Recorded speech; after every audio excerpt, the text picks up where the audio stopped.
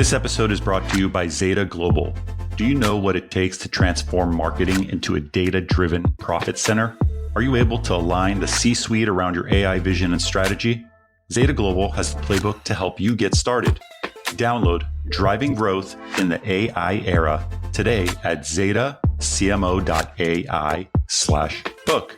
Again, that's zetacmo.ai/book.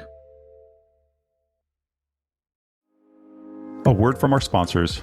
Advertisers, are you ready to become a certified converged linear CTV and digital video media master? Introducing Nexen U, the online educational program dedicated to helping you better plan, buy, optimize, and measure your converged campaigns. Taught by industry leaders from both the buy and sell side, Nexen U experts tackle the challenging topics like data, identity, creative optimization, and more. So whether you're looking to fine-tune your existing skill set or dive deep into new concepts, Nexen U is the place to be. Enroll today at u.nexen.com. Again, that's u.nexen.com. Welcome to the AdTechGod Pod, your window into the world of advertising technology and the people behind it. I'm your host, AdTechGod. Welcome to the AdTechGod Pod, your go-to for conversations with those who lead in partnerships. Today, I'm thrilled to welcome Ali Wendroff, the Vice President, Demand Partnerships at ShareThrough. She previously worked at TripleLift, Cargo, Pubmatic, and more, all companies we recognize and love in the space. I'm excited to meet Ali. She was a recommendation, so that makes it even better. So Ali, welcome to the AdTechGod Pod, and thanks for joining me. Thank you for having me. I'm so excited to be here. Same here, Ali. Thank you. You know, the podcast initially started with me reaching out to people, but now I really ask for referrals, really, because I want to bring good people to the pod. So thank you for being here, and thanks for taking time out of your day. I appreciate it, and I'm honored to be referred, and it's a pleasure to officially, make it on the AdTechGod Pod podcast. Thank you. So Ali, you've worked at some great companies. All of them are great. You spent, a little bit over 5 years at TripleLift. You worked at Cargo, Pubmatic, and now at ShareThrough. Can you tell me just how you got into the industry and what kind of attracted you to the space? Absolutely. And yes, I've been very lucky to work at some incredible companies along the way, in so many different, facets of the SSP world. So as I like to say, I was birthed into programmatic. Coming out of my college days, I ended up, really just hitting the pavement and looking for, a job where I could really learn something new, learn a new language, I like to say. And I was thrown into the ad tech abyss, and I never really looked back. So, looking back though, and kind of to pave way of where I am now, I grew up in New York. I'm an only child. And so I learned really early how to build, trust and confidence and autonomy. And so before my ad tech, career, so to speak, began, I was actually on a path to being a child psychologist. I volunteered at Sloan Kettering Children's Hospital.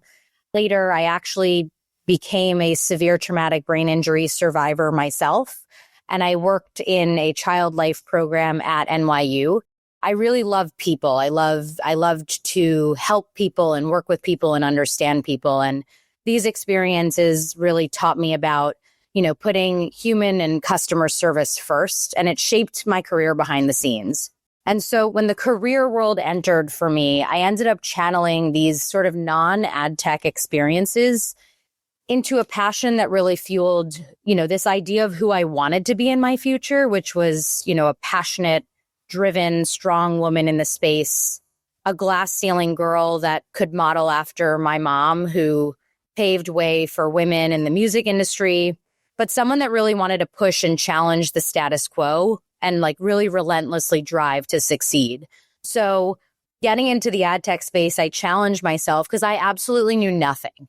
And when I got to Pubmatic, I came in so hungry and eager to learn, and was fortunate enough to get a chance there where I was a little bit of an underdog, and I came in, pretty green, And it turns out that the majority of the team, when I had shown up, was actually going on maternity leave.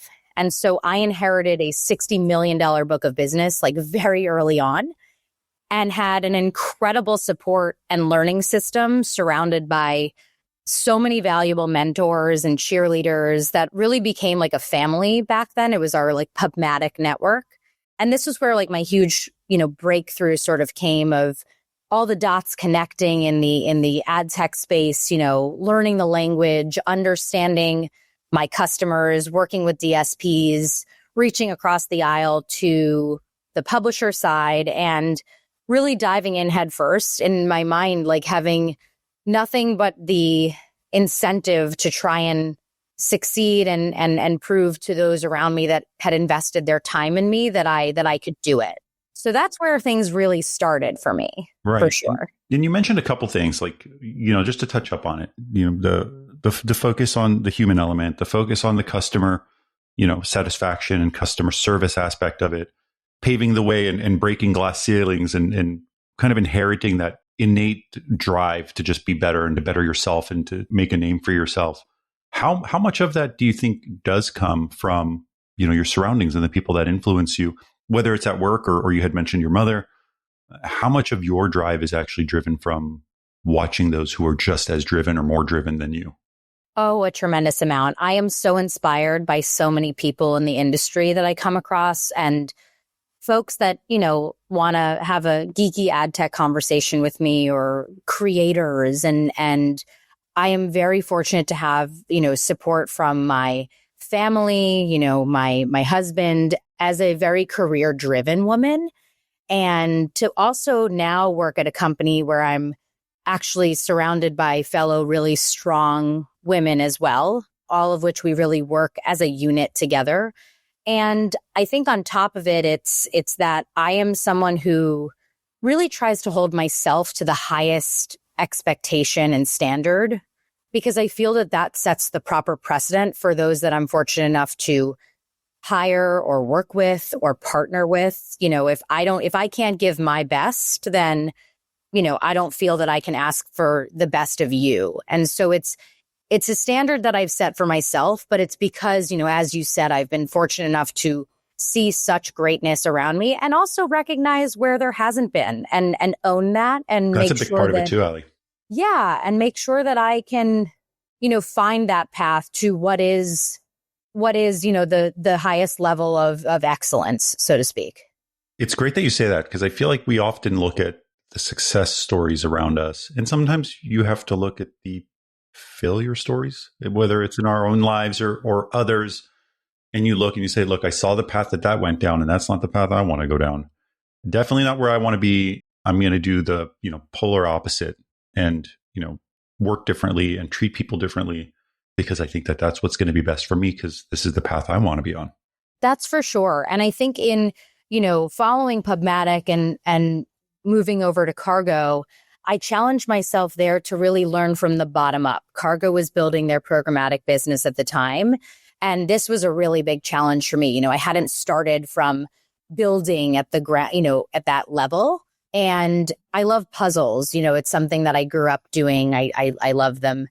And I always look at the ad tech world like a puzzle and how to fit the pieces together or rearrange the pieces. And Cargo helped me early on to see things from a different lens and build from the bottom up, from development and onboarding DSP partners and integrations, and then pairing that with their magnificent sales force, and being able to become actually like a programmatic specialist to help the sales team really work with their clients and migrate, spend from managed to programmatic, and really learn a lot more about that side of the business too. So I was fortunate enough there to, further expose myself for not only the end-to-end process of building and developing DSP partnerships, but starting to connect the dots between the sales organization and, your DSP partnerships teams, which back then and even still at many places now remain very siloed.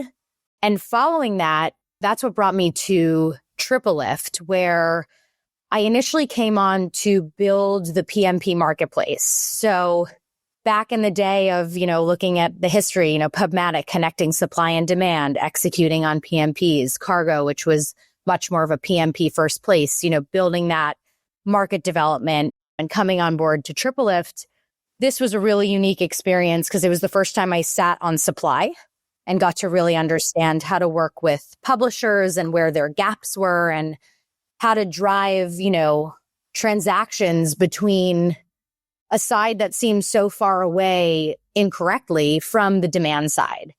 And I played in that space for the beginning of my time at TripleLift and ended up coming up with this thesis and idea of what's called a DSP engagement team, which I moved over and built this idea off of servicing a very, very underutilized and probably under-supported teams at the largest DSPs in the world. So working with internal account teams to build materials for them, support them. They are not just the pipes. And I built a team around this, over the 5 years that I was at TripleLift that ended up becoming one of my greatest success stories, and I'm so proud of all that, to see what we were able to do at that time. It became a massive revenue driver adjacent to our sales team and a completely net new revenue source prior to the TripleLift acquisition. So that was a really big moment of take a chance, think about the ideas, put people first, service the teams that maybe are never thought of, and turn it into revenue. Ali, when moving from, PubMatic to Cargo to TripleLift and now at ShareThrough, what is it that really attracted you to ShareThrough overall? I mean, they're in the native ad business. They have, various types of banners and creative, right? As well as outstream video. What is it that attracted you to ShareThrough the most that made you take the leap after a little bit over 5 years at TripleLift? For sure. So, I had an amazing run at TripleLift, and I think there are times in your career where you also realize that sometimes you need to take a chance on yourself, and you also need to put yourself first in the space.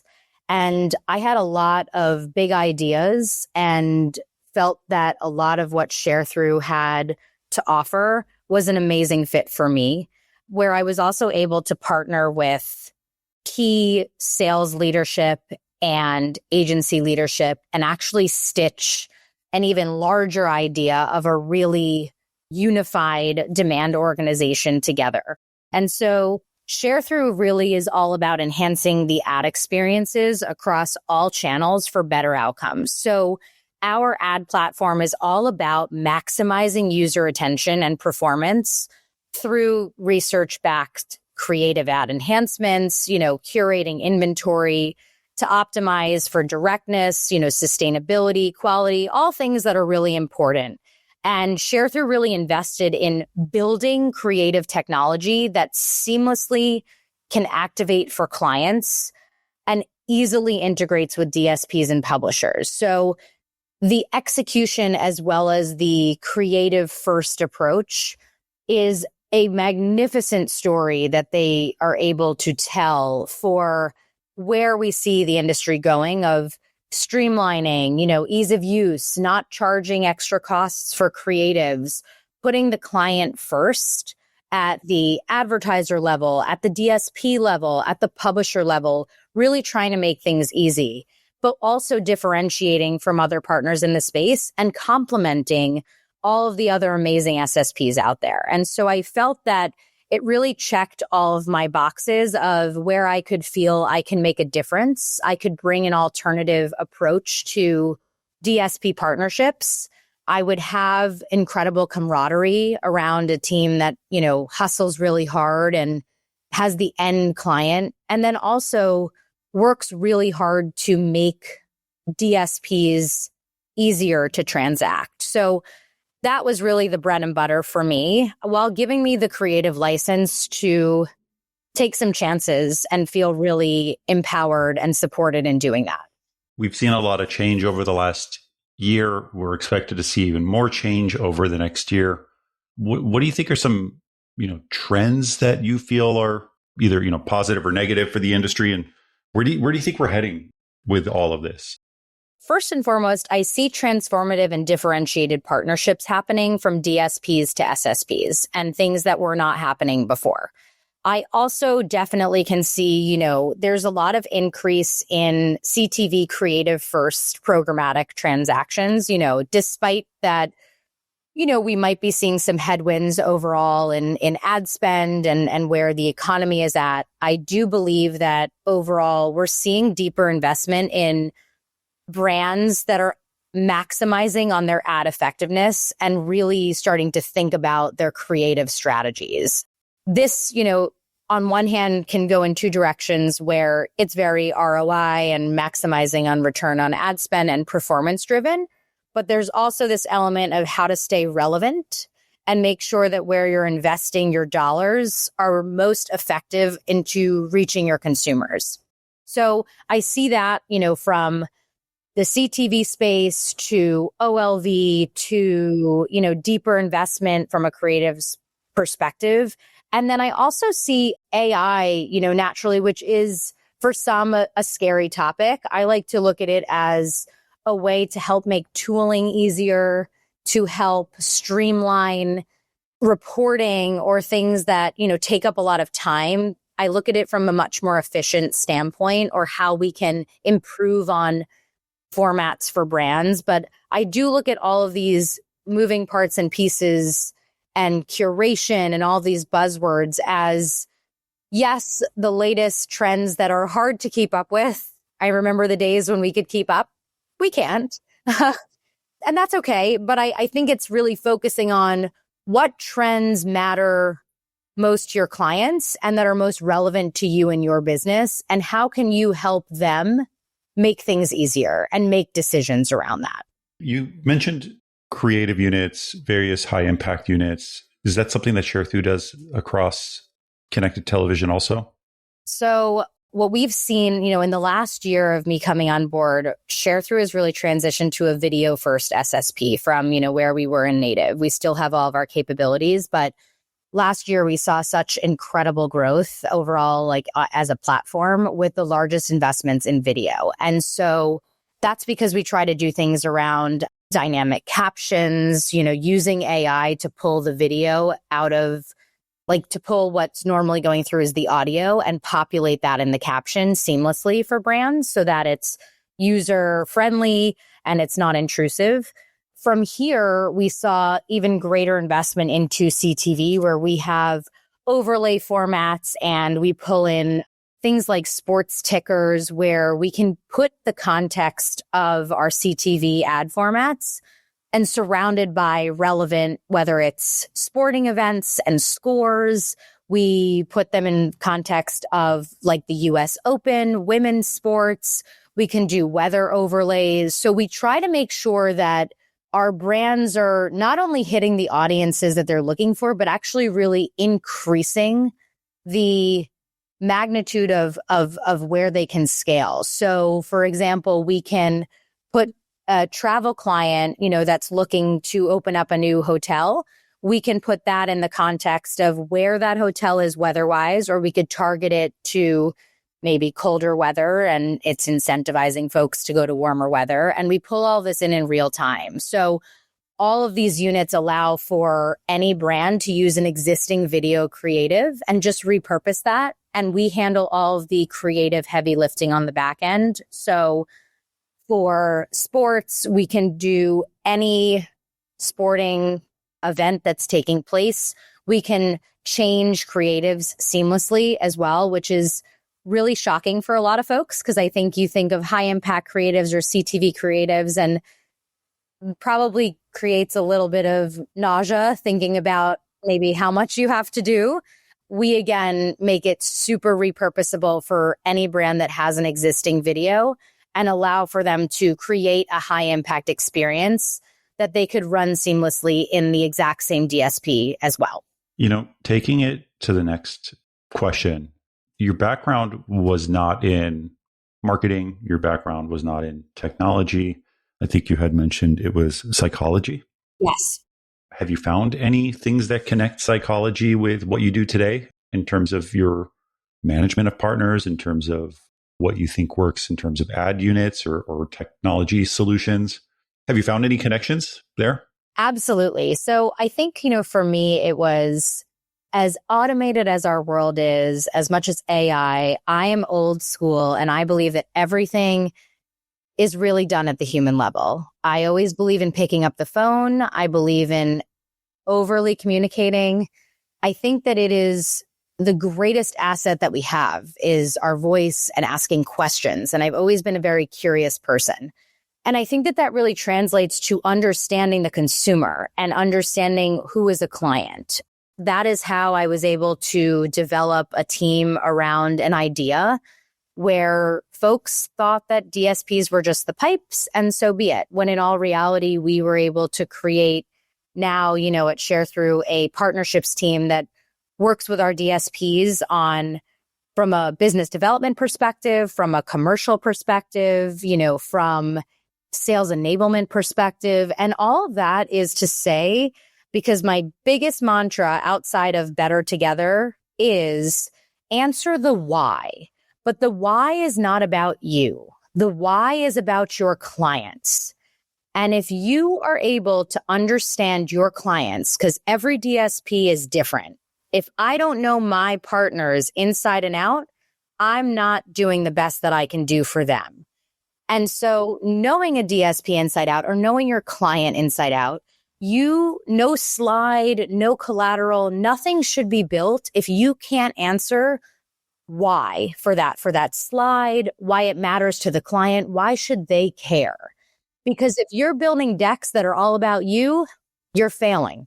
Ali, it's funny you mentioned that. In a past life, that was something that I did. It was get in touch with the teams, understand the teams that you're working with, but also what are the org charts look like? Who is the point of contact?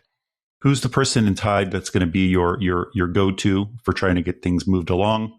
But also like understanding what's their vision? What are they doing?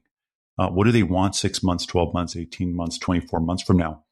And that truly is the piece that helps you be successful in any sort of partnership role, is understanding like what are the pain points and what do they want?